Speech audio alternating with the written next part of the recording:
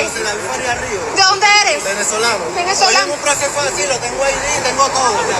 ¿Por qué te andan arrestando? No sé. Los pararon ahí en la 22, miré que voltearon y prendieron las luces. En Estados Unidos hay una línea que durante años se vendió como intocable. Una promesa silenciosa. Una especie de zona segura para algo que no puede esperar. Una emergencia médica. Pero hoy esa línea se está borrando. Porque la administración Trump acaba de abrir una puerta que cambia el mapa completo del juego migratorio. Acceso de ICE a datos de Medicaid. Y no estamos hablando de estadísticas. Estamos hablando de direcciones, de estatus, de información personal, de hospitales que ahora están atrapados entre dos fuegos, y de una pregunta que ya está recorriendo clínicas y salas de urgencias como electricidad. ¿Te atiendes o te expones? Esto explota por una razón simple. Durante más de una década, muchos estados y hospitales le dijeron a pacientes inmigrantes que su información no sería usada para operativos migratorios, que era confidencial, que era solo para determinar si calificaban para ayuda, que no iba a cruzar ese puente. Pero ese puente se está moviendo. Y lo que antes parecía un trámite hospitalario, ahora podría convertirse en un rastro. Todo gira alrededor de un programa específico, Medicaid de emergencia. La idea es directa. Si una persona no califica para el Medicaid estándar, pero llega a un hospital con una condición de riesgo, el sistema puede reembolsar el costo de esa atención de emergencia. Y en la práctica, esto se usa muchísimo para situaciones críticas y también para embarazos y partos. De hecho, hay un dato que le pone presión humana a todo esto. Una parte enorme de los casos de Medicaid de emergencia termina siendo para partos de bebés que son ciudadanos estadounidenses. Y por eso el impacto no es solo político, es médico, es social y es real. Ahora, ¿qué cambió? Según lo reportado, los Centros de Servicios de Medicare y Medicaid, conocidos como CEMS, aceptaron dar a funcionarios de inmigración acceso a una base de datos de Medicaid. Esa base incluye datos personales, como dirección y también información relacionada con ciudadanía. La pregunta inmediata es, ¿para qué? Porque si una agencia de deportación tiene acceso directo a un sistema que registra a personas no elegibles para cobertura estándar, se vuelve una ruta obvia para identificar a quienes no están legalmente en el país. Y ahí es donde el tema se vuelve explosivo, porque hospitales y estados quedan en una posición casi imposible. Si advierten a los pacientes, podrían provocar que miles de personas dejen de buscar atención médica, incluso en emergencias. Si no advierten, el paciente puede no saber que al solicitar ayuda está entregando datos que podrían ser usados para localizarlo. Y en ese dilema se instala el miedo. Uno de los puntos más sensibles es precisamente ese, el efecto disuasorio. Porque si se instala la idea de que un hospital se convierte en una puerta hacia un operativo, hay familias que simplemente dejarán de ir. Y cuando eso pasa, no es un debate abstracto. Eso se traduce en partos sin atención, en emergencias ignoradas, en gente esperando hasta que sea demasiado tarde. Y ahí aparece otra capa, las garantías del pasado. Durante años existió una política interna que en términos simples aseguraba que ICE no usaría información de solicitudes de cobertura médica para actividades de cumplimiento. Era una señal clara. Una cosa es el sistema de salud, otra cosa es la aplicación migratoria. Pero la historia cambia con el regreso de Trump y una línea estratégica que, según se describe, consistió en canalizar datos de múltiples agencias hacia el Departamento de Seguridad Nacional. En ese contexto, entraron datos fiscales, entraron otros registros, y ahora Medicaid. Y cuando eso ocurre, los estados reaccionan. 22 estados presentaron una demanda para bloquear el acuerdo de intercambio de datos. En su mayoría, estados gobernados por demócratas. Y aquí entra un punto clave. Este acuerdo, según se reporta, no fue anunciado formalmente hasta que un juez federal ordenó que se hiciera. Eso ya te dice algo sobre la tensión institucional del tema. Luego llega el fallo.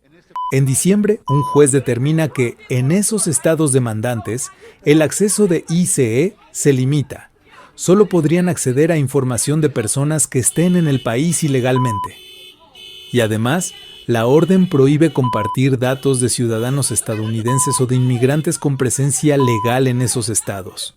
Suena como un freno, suena como un límite. Pero aquí viene el problema real. ¿Cómo separas esos datos de forma perfecta dentro de una base masiva?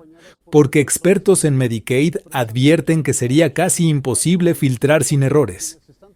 Y si eso es cierto, el riesgo es obvio. Que datos de ciudadanos o residentes legales terminen entrando al circuito. Mientras tanto, para los otros estados que no están dentro de esa demanda, el panorama se vuelve todavía más agresivo. Se reporta que funcionarios de deportación tienen acceso a información personal de Medicaid de todos los inscritos. Y en ese punto, el mensaje que recibe la calle es brutal. La red está puesta. Ahora, miremos cómo esto aterriza en un hospital. Los hospitales dependen de Medicaid de emergencia para que el gobierno reembolse tratamientos de emergencia a personas que por su estatus no califican para el programa estándar. Y muchas veces, la solicitud se hace mientras el paciente todavía está en la instalación médica. Es decir, el momento de mayor vulnerabilidad, el momento donde la persona necesita ayuda, es el mismo momento donde se recopilan datos.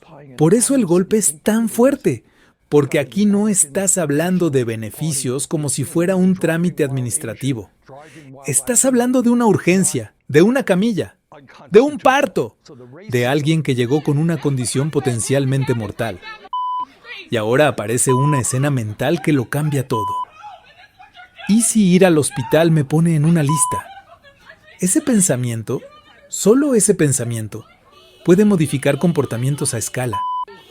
Y ahí es donde la historia se vuelve nacional, porque no estamos hablando solo de inmigración, estamos hablando de salud pública. Ahora, hay otro elemento que sube la presión, el lenguaje en formularios. Se reporta que en algunos estados, las solicitudes incluso piden estatus migratorio y al mismo tiempo incluyen frases que aseguran confidencialidad, que dicen que esa información solo se usa para determinar elegibilidad. Pero si el sistema ya está conectado a otra agencia, esa promesa se vuelve como mínimo una zona gris. Y cuando hay zona gris, la confianza se cae. Y cuando la confianza se cae, la gente se retira. Un caso mencionado en los reportes es el de California, donde el formulario aún advertía que la información migratoria es confidencial. Y otro caso es Utah, donde el sitio web afirmaba que su programa no compartía información con autoridades migratorias. Pero ese lenguaje fue retirado después de consultas. Cada uno de esos detalles no es menor. Porque no se trata solo de política, se trata de qué le estás diciendo a la gente en el momento exacto en que entrega sus datos. Y aquí entra una frase que resume el problema. Una vez que esa información se envía, ya no se puede recuperar. Ahora, en la práctica, muchos hospitales no están advirtiendo directamente a los pacientes. Y cuando se les pregunta, algunos responden con mensajes neutros, que no dan asesoría legal, que recomiendan buscar recursos estatales o abogados. Eso es entendible desde la institución, pero desde la perspectiva del paciente, eso se traduce en incertidumbre. Y cuando una comunidad vive bajo incertidumbre, opera con miedo. Y cuando opera con miedo, desaparece del sistema. Ahora, el video no se puede quedar solo en el choque emocional. Hay que entender lo que está en juego institucionalmente. Medicaid de emergencia existe desde los años 80, cuando una ley federal empezó a exigir que hospitales traten y estabilicen a toda persona que llegue con una condición potencialmente mortal. Esa es una base de la salud pública. Y el gasto federal en ese programa fue de miles de millones de dólares en un solo año. Eso significa que el sistema está diseñado para funcionar en volumen, para atender, para estabilizar. para no preguntar primero y salvar después. Pero si se percibe como una herramienta de identificación, se rompe su propósito. Y entonces llega el escenario más delicado. Madres que se plantean no ir al hospital cuando entran en trabajo de parto. Mi amor, mi niño, perdóname, voy a volver, ¿sí? Tranquilo, mi amor, aquí estoy, ven. Personas que aguantan dolor hasta que el cuerpo ya no da más. Emergencias que se convierten en tragedias por retraso. Ese es el tipo de impacto que hace que este tema no se quede en una pelea entre partidos, porque los números se vuelven historias, y las historias se vuelven presión. También hay un dato que le mete gasolina a la discusión. Encuestas recientes que sugieren que una proporción relevante de inmigrantes adultos ya había omitido o pospuesto atención médica por miedo o inseguridad. Si a eso le sumas la percepción de que ahora hay intercambio de datos, el efecto se multiplica. Y aquí entra el corazón de la jugada. Desde el punto de vista operativo, para una agencia que busca ubicar personas, una base con direcciones y ciudadanía es una mina. Especialmente si está conectada a un programa donde se inscriben personas que no califican para la cobertura estándar. Por eso tantos expertos ven esto como un punto de quiebre, porque no es un cambio pequeño, es un cambio de arquitectura, un cambio en el tipo de país que siente la gente cuando se enferma. Ahora, hay algo más. Esto no ocurre en un vacío legal. La existencia de una demanda y un fallo judicial ya indica que el tema está siendo disputado. Y cuando hay disputa, vienen más movimientos, más órdenes, más ajustes, más reinterpretaciones, más presión pública.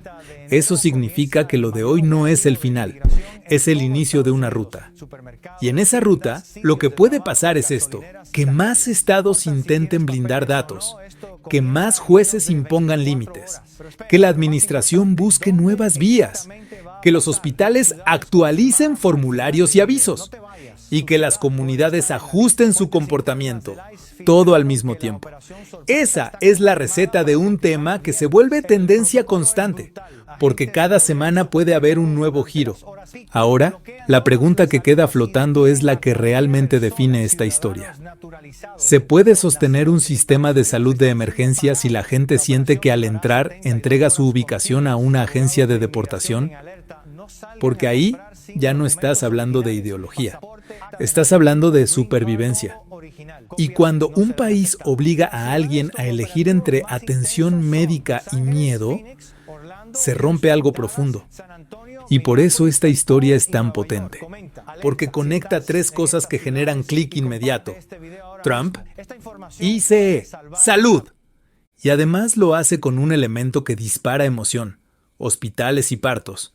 Ese combo es altamente viral porque no se siente lejano, se siente personal, se siente urgente y se siente injusto para muchos. Ahora lo que sigue probablemente será una guerra de narrativas. Un lado dirá cumplimiento de la ley, el otro dirá violación de privacidad y ataque a la salud pública. Pero en el medio hay una realidad incómoda. Datos que ya están circulando y gente que no sabe qué hacer. Porque si buscas atención, te expones. Y si no buscas atención, te arriesgas. Y cuando una familia entra en ese dilema, el país entero lo termina pagando. Si quieres que te siga trayendo este tipo de reportes con contexto, evidencia y cronología, suscríbete. Y dime algo en comentarios, directo. ¿Crees que los hospitales deberían advertirlo claramente? ¿O crees que eso provocaría un retiro masivo de la atención médica de emergencia?